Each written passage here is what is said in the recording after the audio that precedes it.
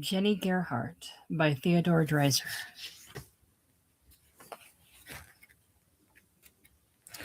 Chapter 1. One morning, in the fall of 1880, a middle-aged woman accompanied by a young girl of 18 presented herself at the clerk's desk of the principal hotel in Columbus, Ohio, and made inquiry as to whether there was anything about the place that she could do. She was of a helpless, fleshy build with a frank, open countenance and an innocent, diffident manner. Her eyes were large and patient, and in them dwelt such a shadow of distress as only those who have looked sympathetically into the countenances of the distraught and helpless poor know anything about. Anyone could see where the daughter behind her got the timidity and the shamefacedness which now caused her to stand back and to look indifferently away. She was a product of the fancy, the feeling, the innate affection of the untutored but poetic mind of her mother, combined with the gravity and poise which were characteristic of her father. Poverty was driving them. Together they presented so appealing a picture of honest necessity that even the clerk was affected. "What is it you would like to do?" he said. "Maybe you have some cleaning or scrubbing," she replied, timidly. "I could wash the floors." The daughter, hearing the statement, turned uneasily, not because it irritated her to work, but because she hated people to guess at the poverty that made it necessary. The clerk, manlike, was affected by the evidence of beauty and distress. The innocent helplessness of the daughter made their lot seem hard indeed. "Wait a moment," he said, and stepping into a back office, he called the head housekeeper. There was work to be done. The main staircase and parlor hall were unswept because of the absence of the regular scrub woman. "Is that her daughter with her?" asked the housekeeper, who could see them from where she was standing. "Yes, I believe so." "She might come this afternoon if she wants to. The girl helps her, I suppose?" "You go see the housekeeper," said the clerk pleasantly, as he came back to the desk. "Right through there," pointing to a nearby door. "She'll arrange with you about it."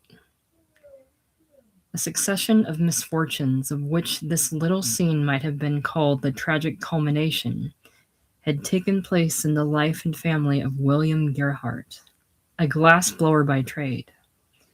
Having suffered the reverses so common in the lower walks of life, this man was forced to see his wife, his 6 children, and himself dependent for the necessaries of life upon whatever windfall of fortune the morning of each recurring day might bring.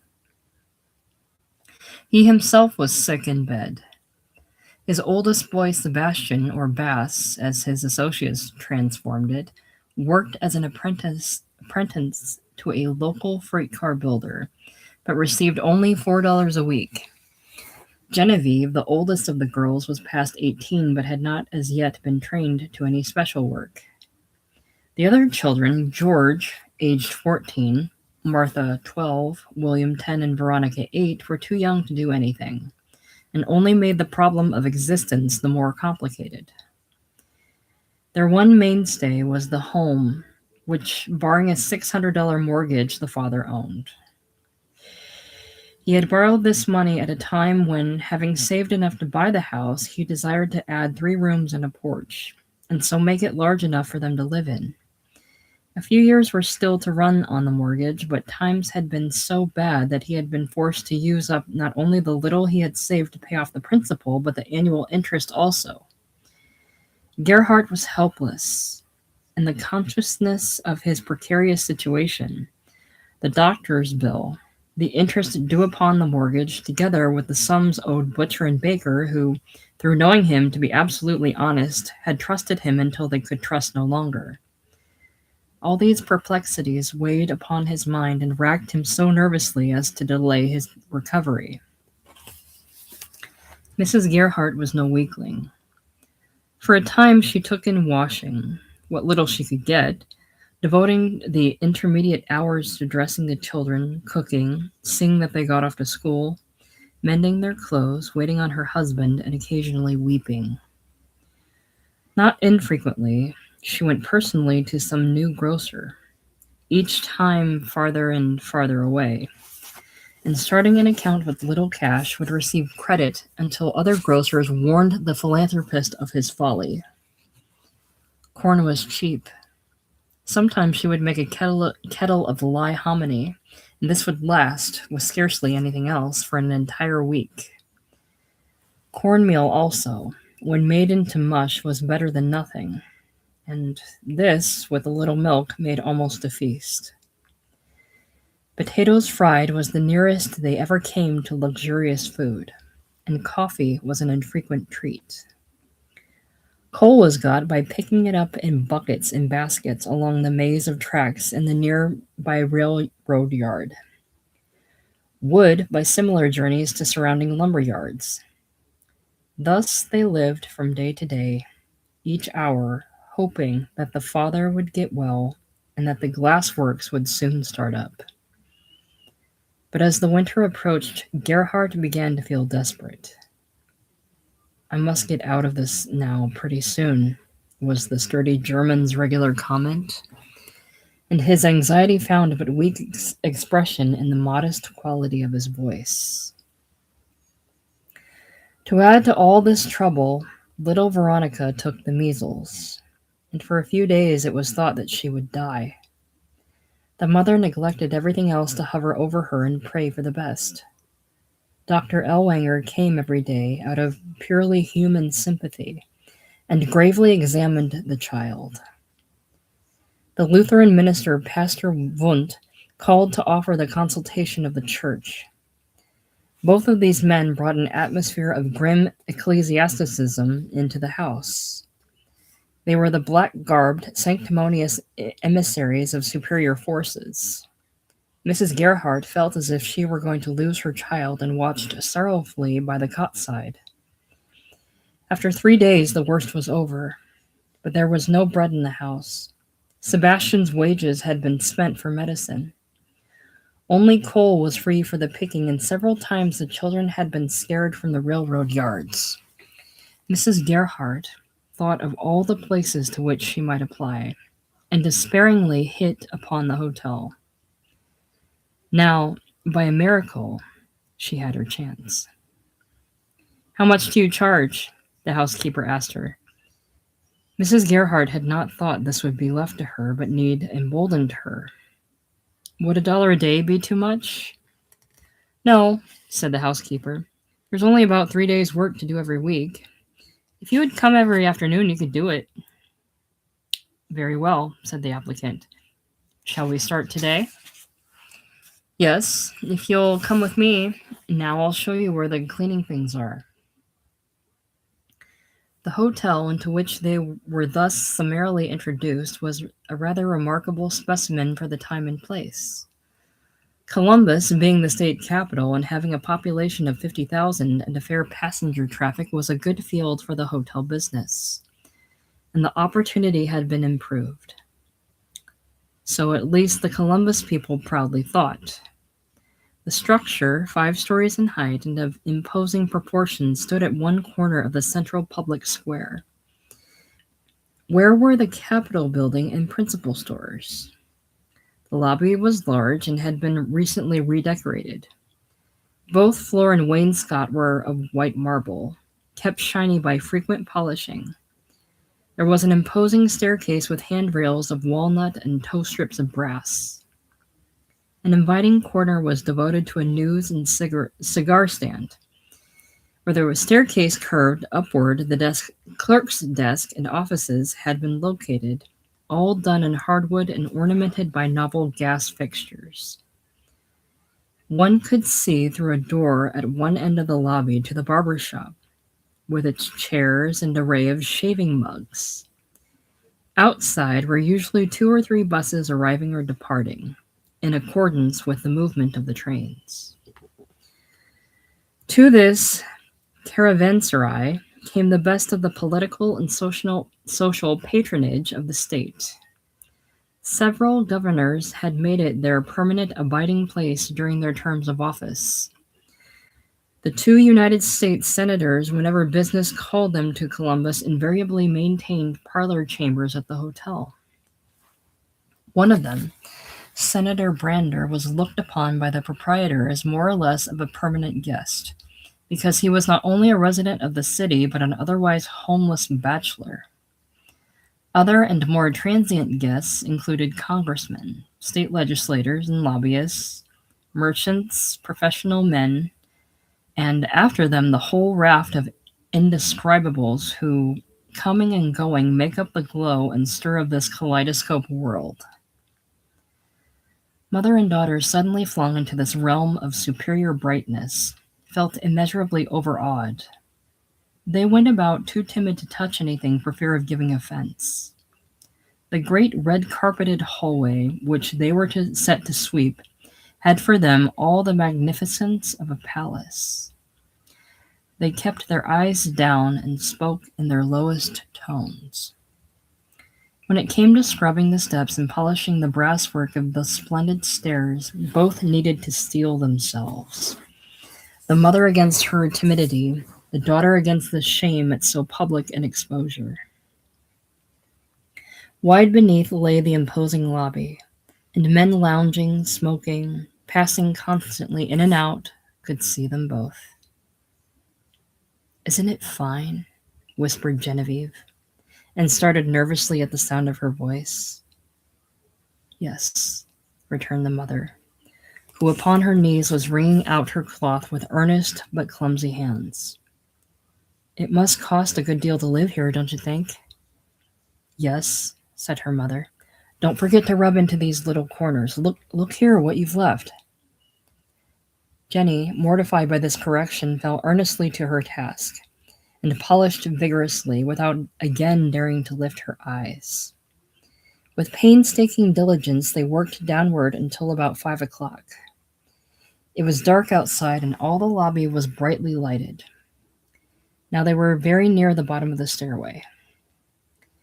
Through the big swinging doors there entered from the chilly world without a tall, distinguished, middle-aged gentleman, whose silk hat and loose military cape-coat marked him at once among the crowd of general idlers as someone of importance.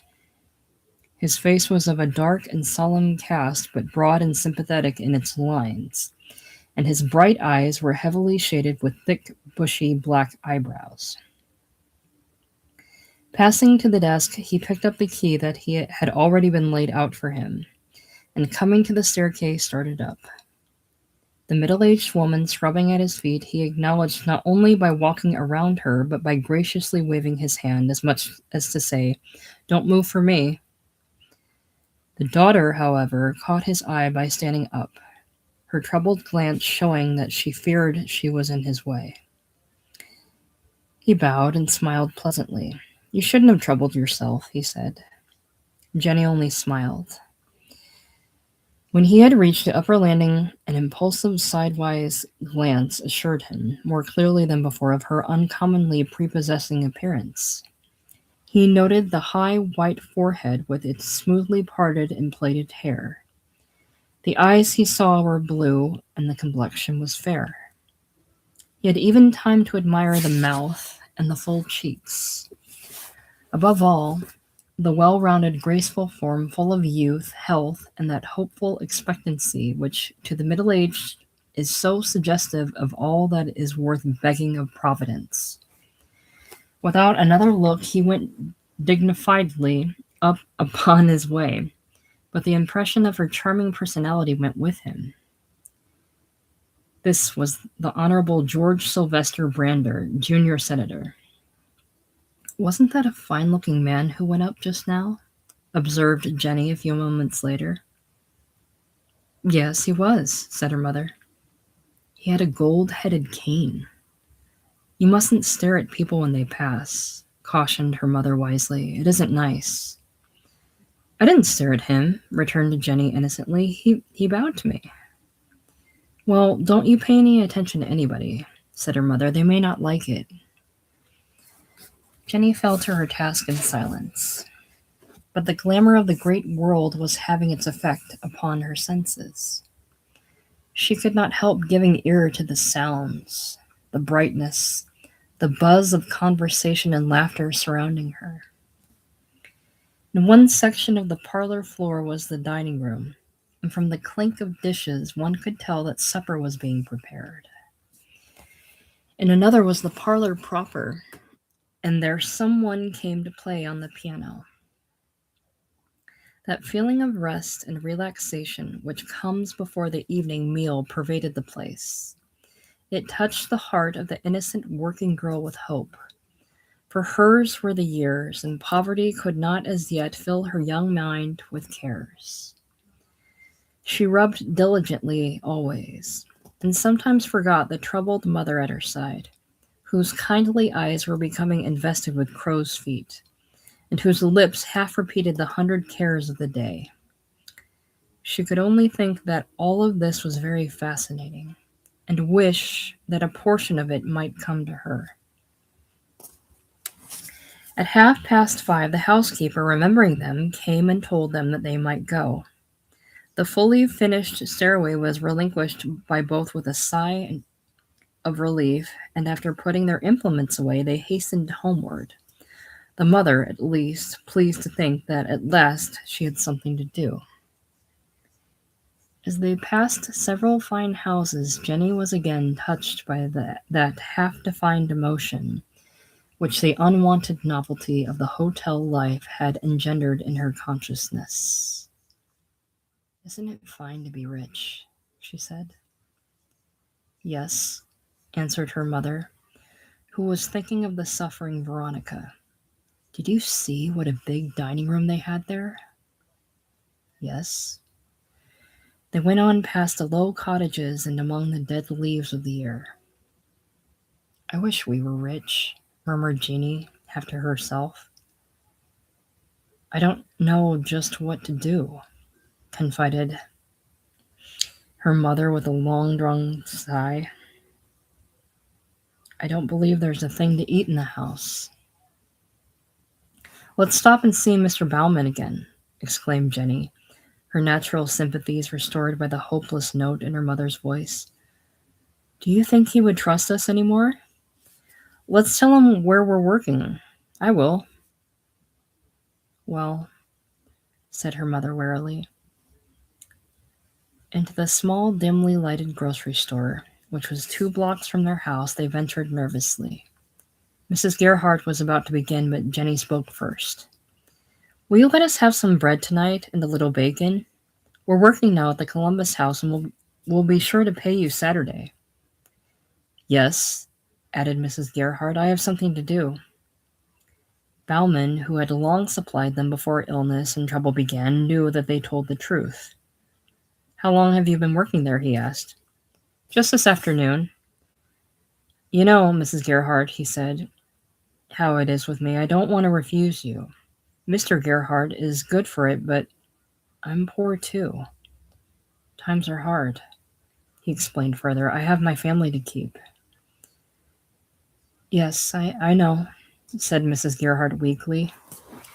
Her old shoddy shawl hid her rough hands, red from the day's work, but they were working nervously. Jennie stood by in strained silence. "Well," concluded Mr. Bauman, "I guess it's all right this time. Do what you can for me Saturday." He wrapped up the bread and bacon, and handing Jennie the parcel, he added with a touch of cynicism, "When you get the money again, I guess you'll go and trade somewhere else." "No," returned Mrs. Gerhardt. "You know better than that." But she was too nervous to parley long. They went out into the shadowy street and on past the low cottages to their own home. "I wonder," said the mother wearily, when they neared the door, "if they've got any coal." "Don't worry," said Jennie. "If they haven't, I'll go." "A man run us away," was almost the first greeting that the perturbed George offered when the mother made her inquiry about the coal. "I got a little, though," he added. "I threw it off a car." Mrs. Gerhardt only smiled, but Jennie laughed. "How is Veronica?" she inquired. She seems to be sleeping, said the father. I gave her medicine again at 5. While the scanty meal was being prepared, the mother went to the sick child's bedside, taking up another long night's vigil quite as a matter of course. While the supper was being eaten, Sebastian offered a suggestion, and his larger experience in social and commercial matters made his proposition worth considering. Though only a car builder's apprentice without any education except such as pertained to Lutheran doctrine, to which he objected very strongly, he was imbued with American color and energy. His transformed name of Bass suited him exactly. Tall, athletic, and well-featured for his age, he was a typical stripling of the town. Already he had formulated a philosophy of life. To succeed, one must do something.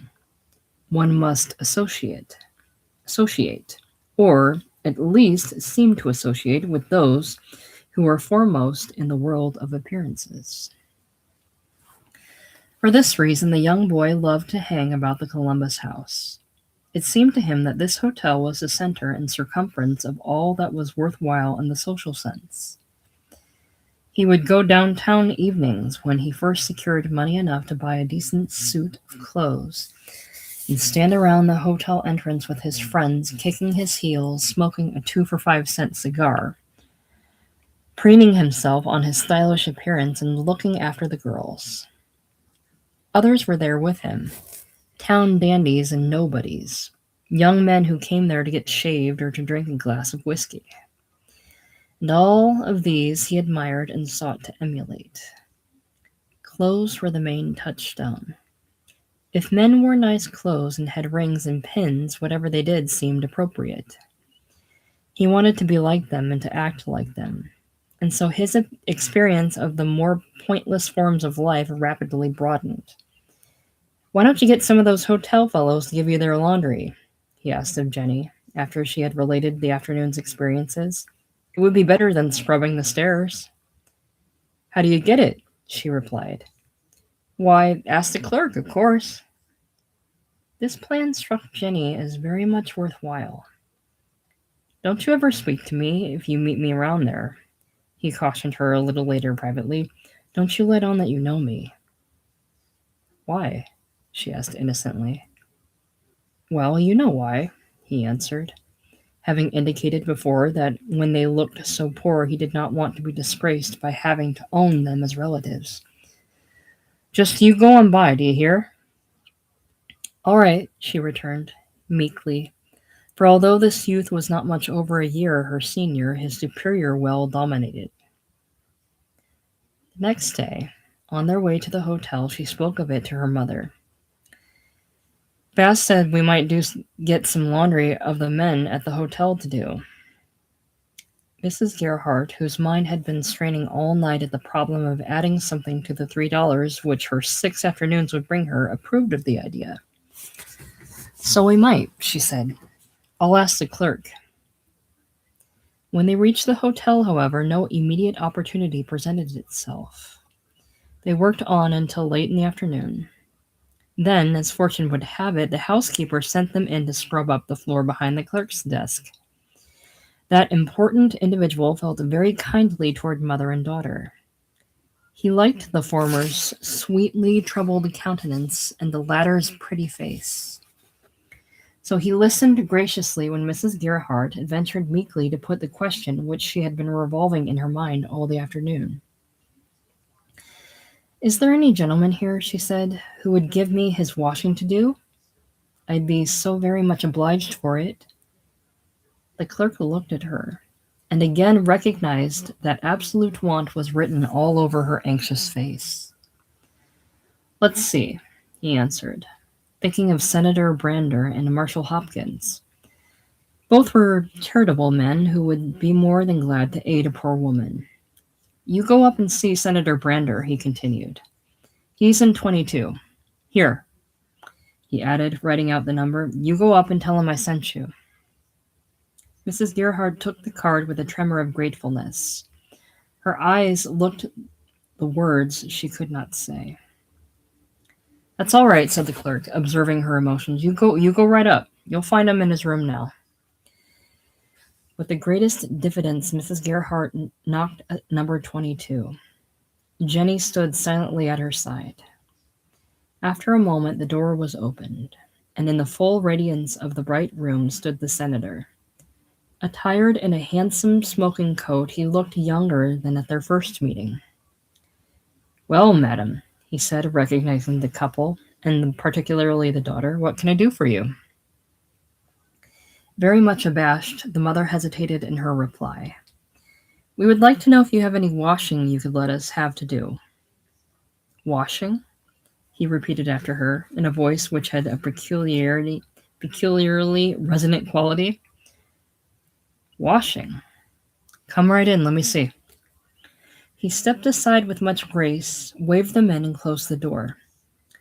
Let me see, he repeated, opening and closing drawer after drawer of the massive black walnut bureau. Jennie studied the room with interest. Such an array of knickknacks and pretty things on mantel and dressing case she had never seen before. The senator's easy chair with a green shaded lamp beside it. The rich, heavy carpet and the fine rugs upon the floor. What comfort! What luxury! Sit down. Take those 2 chairs there, said the senator, graciously disappearing into a closet. Still overawed, mother and daughter thought it more polite to decline. But now the senator had completed his researches and he reiterated his invitation. Very uncomfortably, they yielded and took chairs. Is this your daughter? He continued with a smile at Jennie. Yes, sir, said the mother. She's my oldest girl. Is your husband alive? What is his name? Where does he live? To all of these questions, Mrs. Gerhardt very humbly answered. How many children have you? He went on. 6, said Mrs. Gerhardt.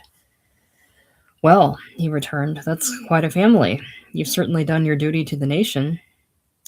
Yes, sir, returned Mrs. Gerhardt, who was touched by his genial and interesting manner. And you say this is your oldest daughter? Yes, sir. What does your husband do?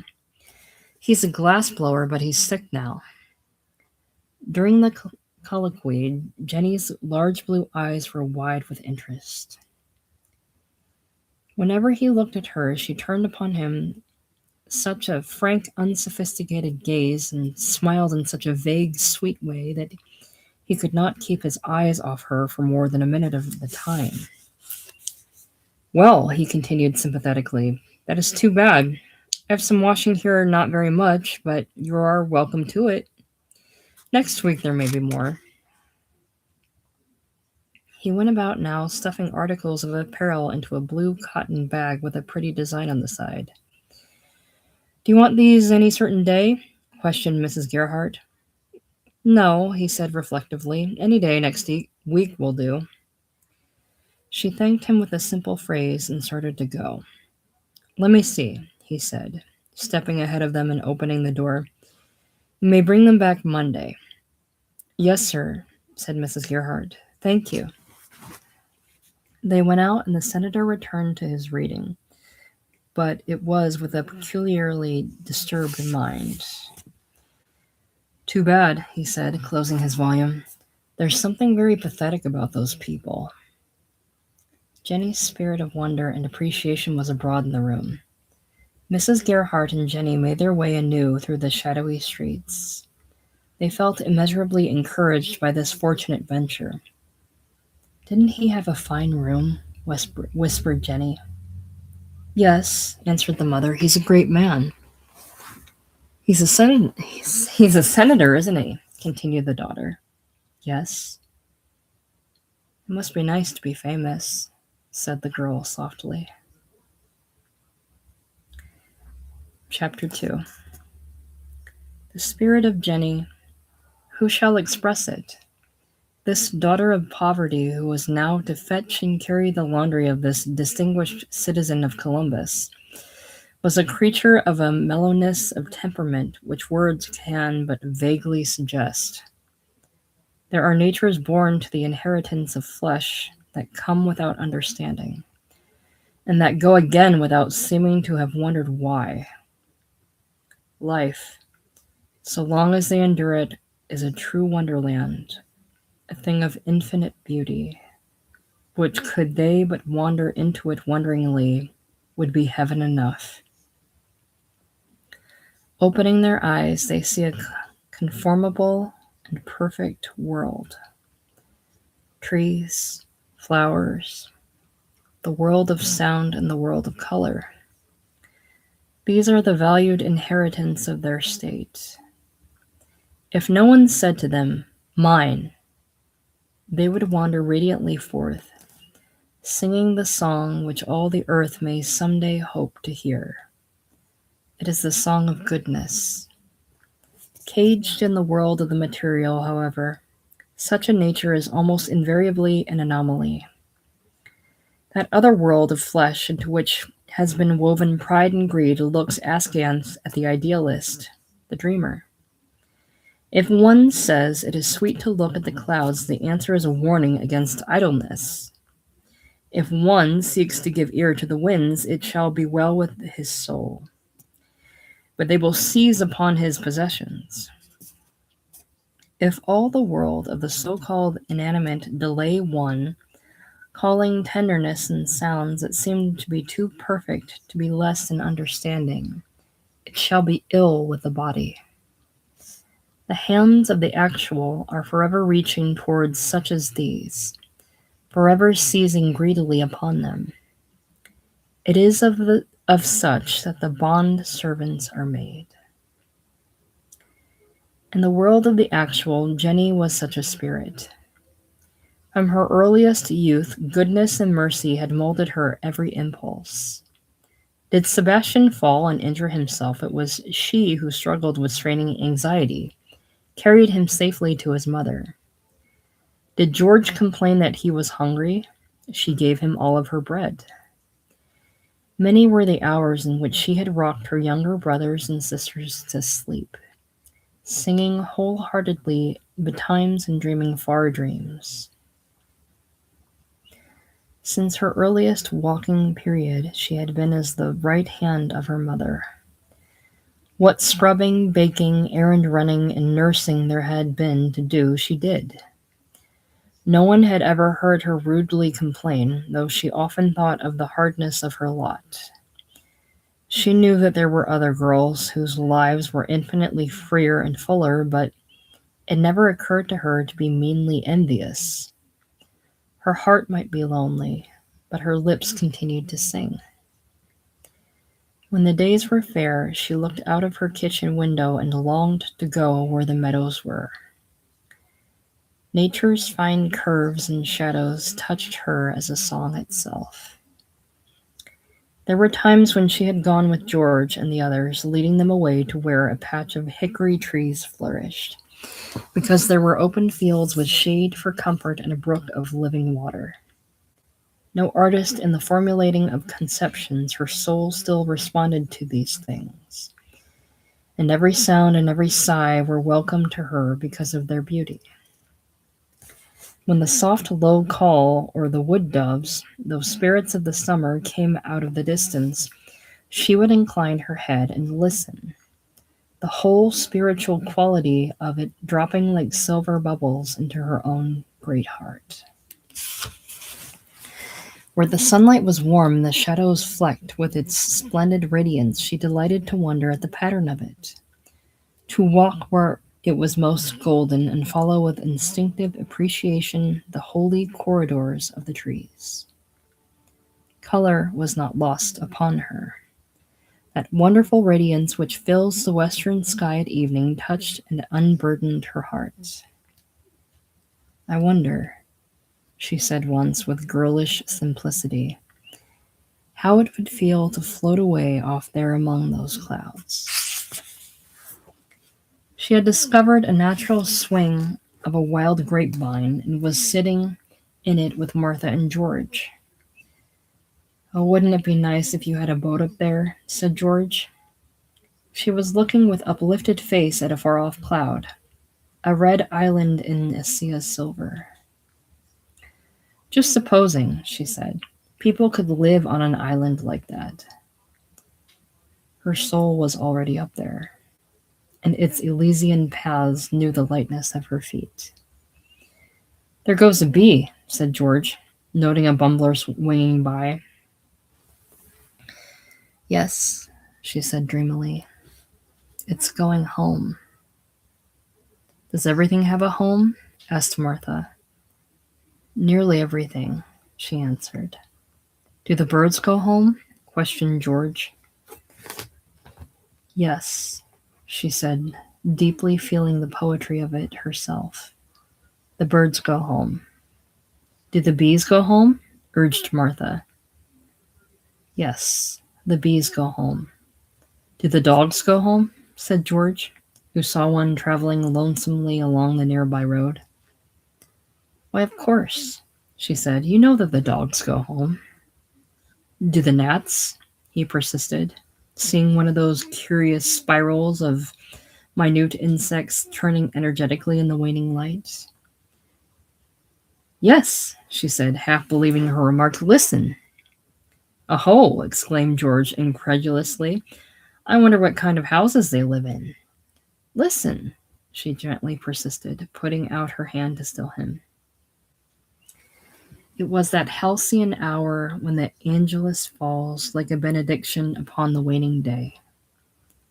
Far off, the notes were sounding gently, and nature, now that she listened, seemed to have paused also. A scarlet-breasted robin was hopping in short spaces upon the grass before her. A humming bee hummed, a cowbell tinkled, while some suspicious cracklings told of a secretly reconnoitering squirrel. Keeping her pretty hand weighed in the air, she listened until the long, soft notes spread and faded, and her heart could hold no more. And she arose. Oh, she said, clenching her fingers in an agony of poetic feeling. There were crystal tears overflowing in her eyes. The wondrous sea of feeling in her had stormed its banks. Of such was the spirit of Jennie.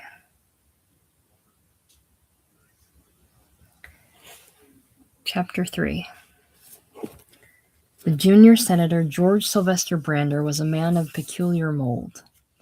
In him there were joined, to a remarkable degree, the wisdom of the opportunist and the sympathetic nature of the true representative of the people. Born a native of southern Ohio, he had been raised and educated there, if one might except the 2 years in which he had studied law at Columbia University. He knew common and criminal law, perhaps as well as any citizen of his state, but he had never practiced with that assiduity which makes for preeminent success at the bar. He had made money, and had had splendid opportunities to make a great deal more if he had been willing to stultify his conscience. But that he had never been able to do. And yet his integrity had not been at all times proof against the claims of friendship. Only in the last presidential election he had thrown his support to a man for governor who he well knew had no claim which a strictly honorable conscience could have recognized. In the same way, he had been guilty of some very questionable and one or two actually unsavory appointments. Whenever his conscience pricked him too keenly, he would endeavor to hearten himself with his pet phrase, all in a lifetime. Thinking over things quite alone in his easy chair, he would sometimes rise up with these words on his lips, and smile sheepishly as he did so. Conscience was not by any means dead in him. His sympathies, if anything, were keener than ever. This man, 3 times a congressman from the district of which Columbus was a part, and twice United States senator, had never married. In his youth he had had a serious love affair, but there was nothing discreditable to him in the fact that it came to nothing. The lady found it inconvenient to wait for him. He was too long in earning a competence upon which they might subsist. Tall, straight-shouldered, Neither lean nor stout, he was today an imposing figure. Having received his hard knocks and endured his losses, there was that about him which touched and awakened the sympathies of the imaginative. People thought him naturally agreeable, and his senatorial peers looked upon him as not any too heavy mentally, but personally a fine man. His presence in Columbus at this particular time was due to the fact that his political fences needed careful repairing.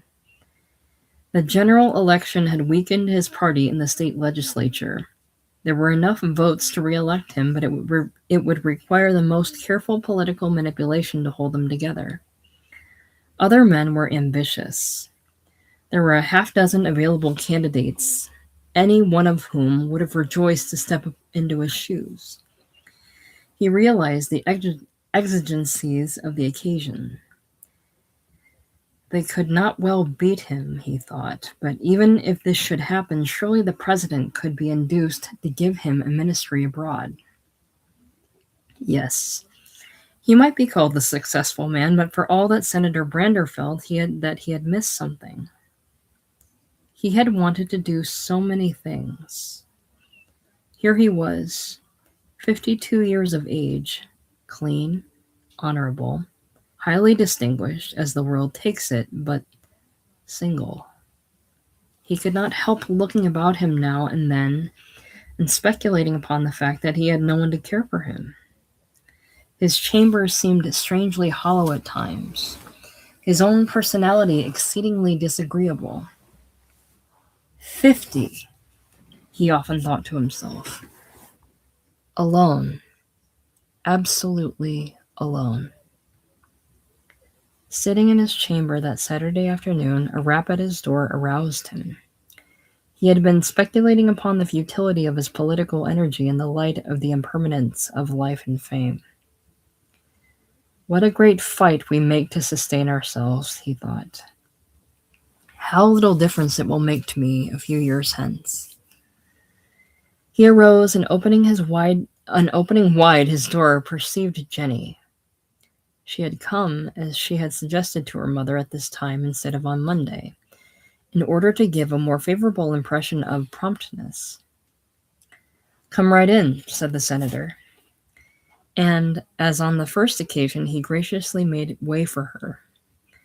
Jennie passed in, momentarily expecting some compliment upon the promptitude with which the washing had been done. The senator never noticed it at all.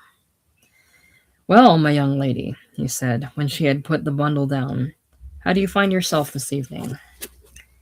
"Very well," replied Jennie. "We thought we'd better bring your clothes today instead of Monday."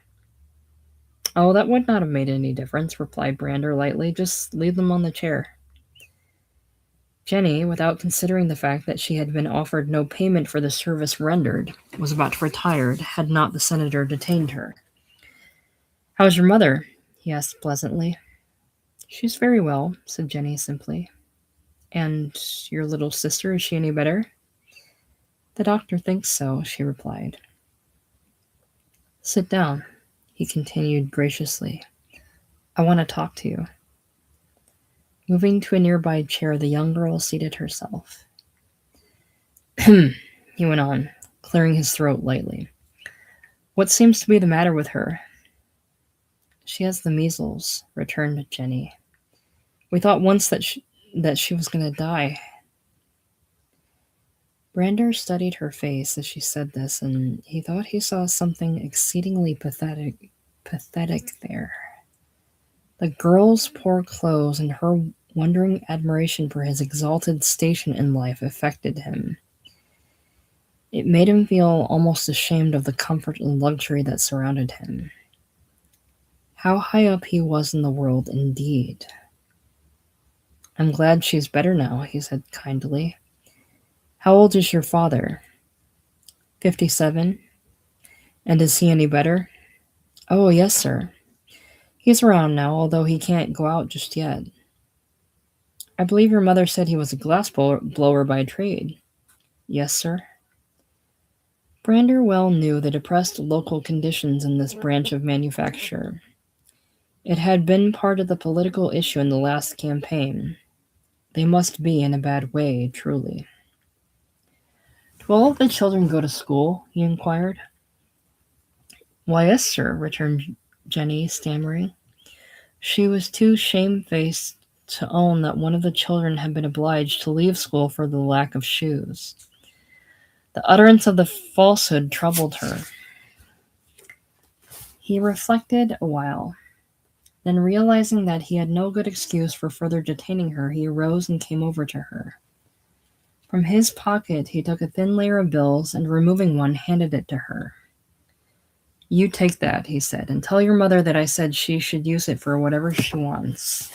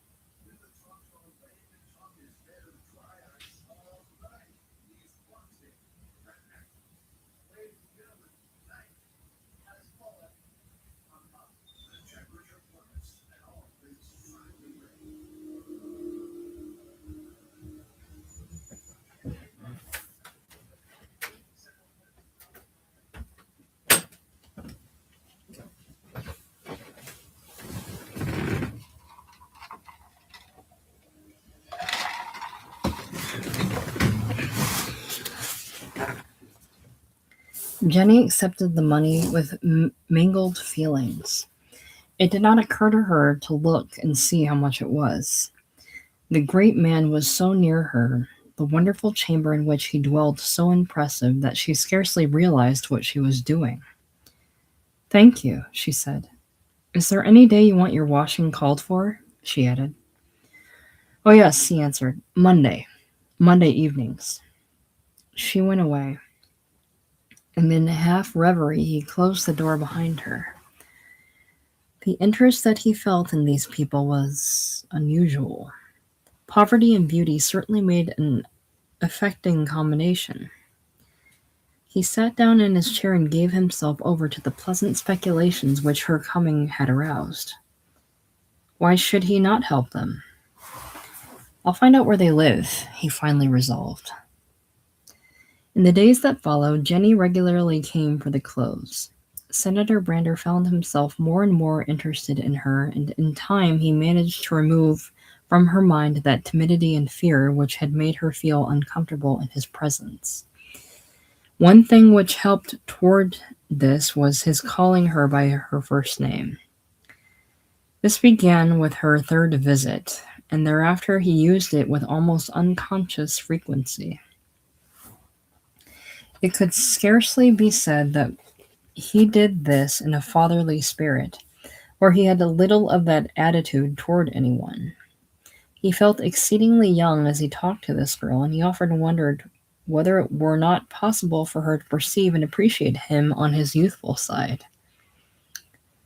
As for Jennie, she was immensely taken with the comfort and the luxury surrounding this man, and subconsciously with the man himself, the most attractive she had ever known.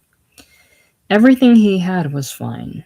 Everything he did was gentle, distinguished, and considerate. From some far source, perhaps some old German ancestor, she had inherited an understanding and appreciation of all this. Life ought to be lived as he lived it. The privilege of being generous particularly appealed to her. Part of her attitude was due to that of her mother, in whose mind sympathy was always a more potent factor than reason. For instance, when she brought to her the $10, Mrs. Gerhardt was transported with joy. "Oh," said Jennie, "I didn't know until I got outside that it was so much. He said that I should give it to you." Mrs. Gerhardt took it, and holding it loosely in her folded hands, saw distinctly before her the tall senator with his fine manners. "What a fine man he is," she said. "He has a good heart." Frequently throughout the evening and the next day, Mrs. Gerhardt commented upon this wonderful treasure trove, repeating again and again how good he must be, or how large must be his heart.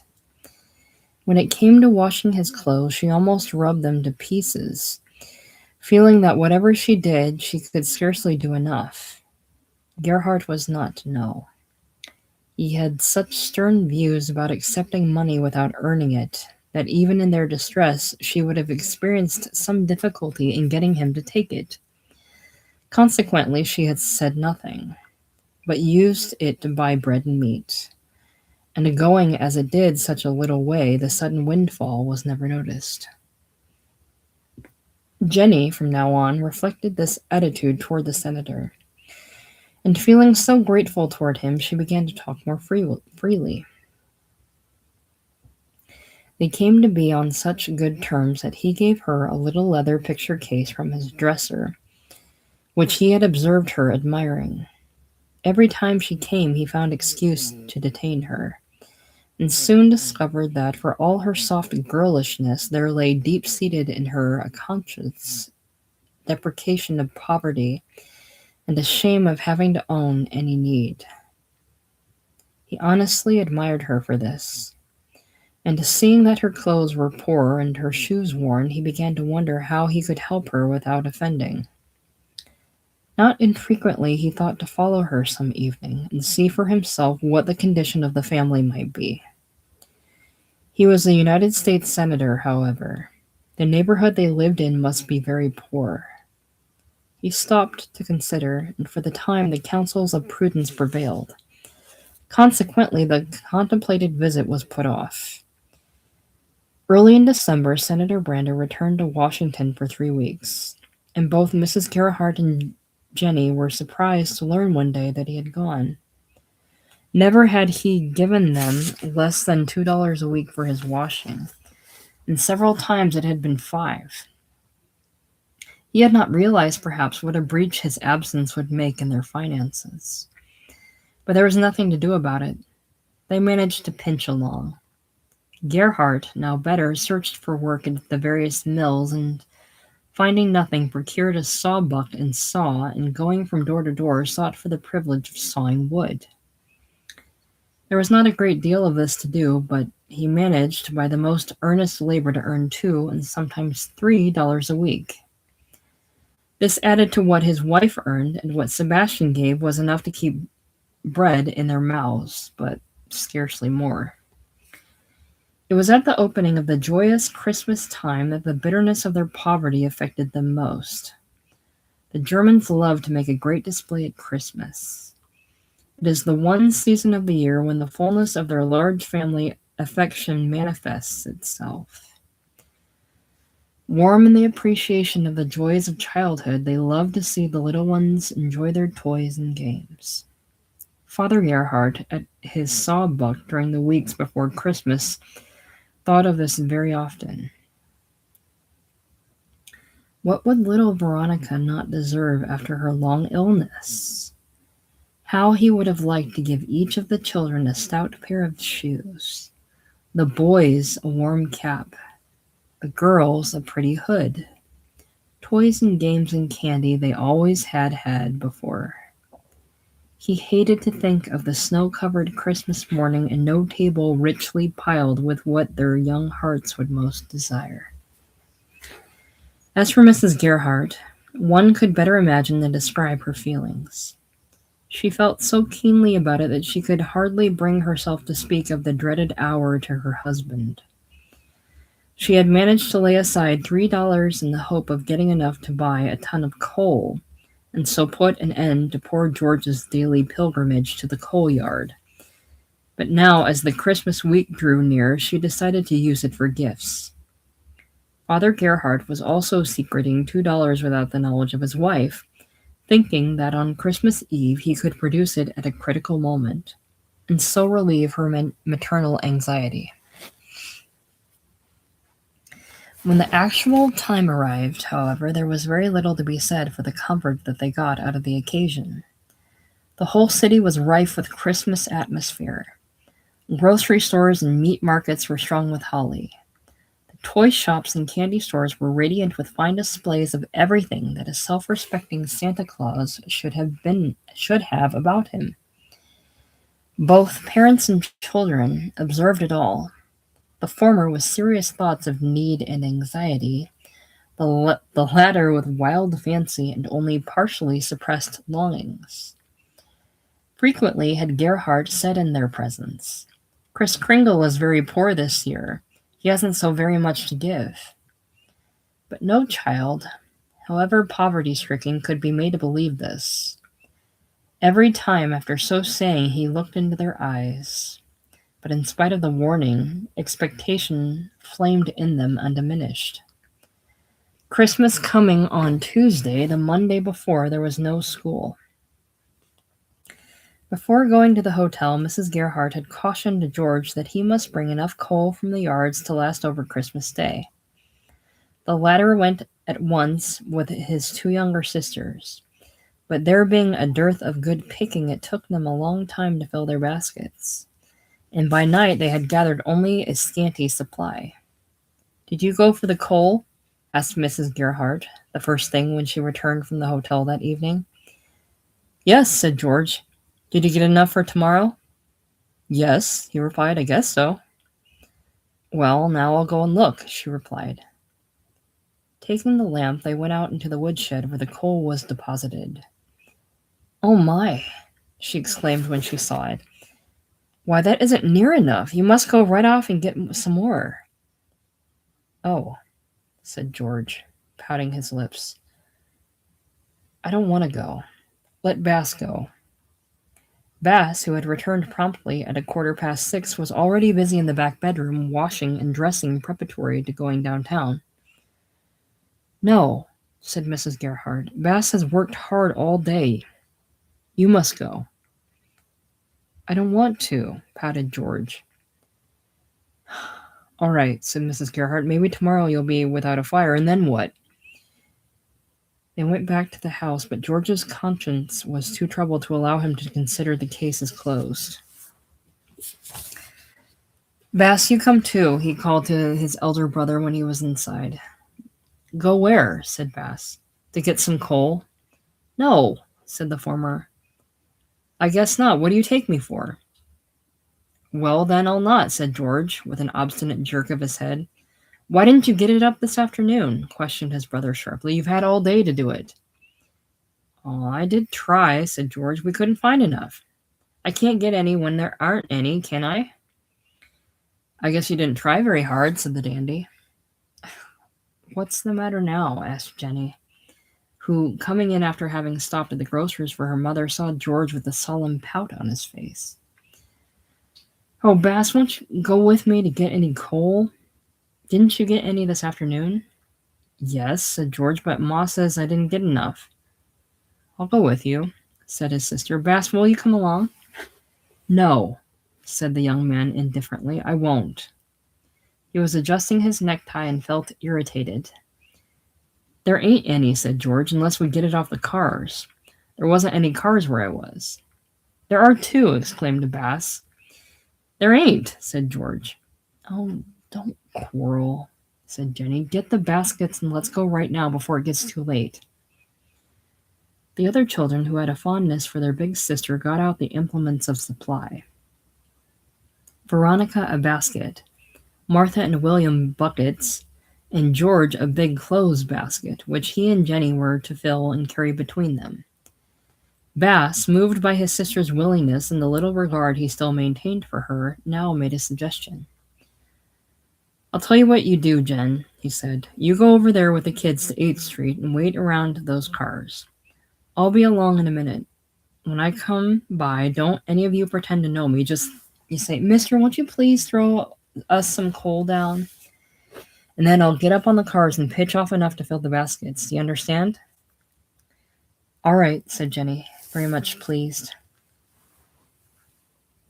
Out into the snowy night they went, and made their way to the railroad tracks. At the intersection of the street and the broad railroad yard were many heavily laden cars of bituminous coal newly backed in. All of the children gathered within the shadow of one. While they were standing there, waiting the arrival of their brother, the Washington Special arrived.